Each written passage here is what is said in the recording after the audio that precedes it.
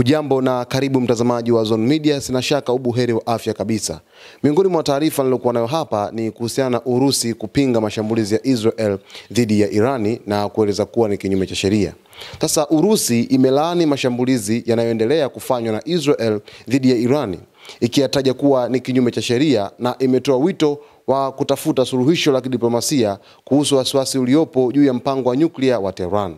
Kupitia taarifa iliyochapishwa kwenye ukurasa wa Telegram wa Wizara ya Mambo ya Nje ya Urusi, Moscow imeeleza kuwa Irani imekuwa ikitoa matamko ya wazi kuthibitisha kujitolea kwake kuheshimu mkataba wa kuzuia kusambaza kwa silaha za nyuklia NPT pamoja na utayari wake wa kufanya mazungumzo na Marekani. Urusi pia imesema inasubiri ripoti ya kina na isiyo ya upendeleo kutoka kwa shirika la kimataifa la nishati ya atomiki IAEA ili kubaini kama mashambulizi ya Israel yamesababisha uharibifu kwenye vituo vya nyuklia vya Iran. Irani inaendelea kuwa mwanachama wa mkataba wa NPT na imeruhusu ukaguzi wa IAEA katika maeneo yake ya nyuklia, huku Israel ikiwa haijawahi kusaini mkataba huo na inaaminika kuwa na silaha za nyuklia kisiri. Mtazamaji wa Zone Media, hii ni taarifa ambayo inahusu nchi ya Urusi kulaani vikali mashambulizi ya Israel katika nchi ya Irani, ikisema kwamba ni kinyume cha sheria.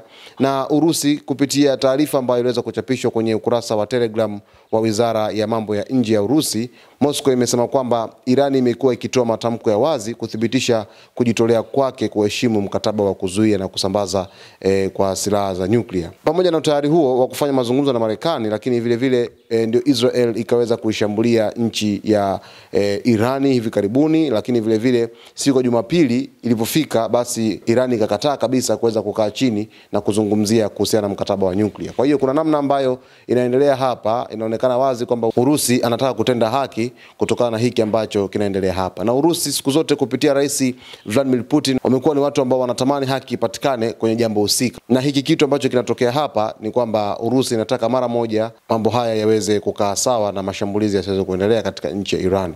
Sasa mtazamaji wa Zone Media, salia nasi kila siku uweze kufahamu taarifa zaidi za ulimwengu. Jina langu naitwa Victor Moshi.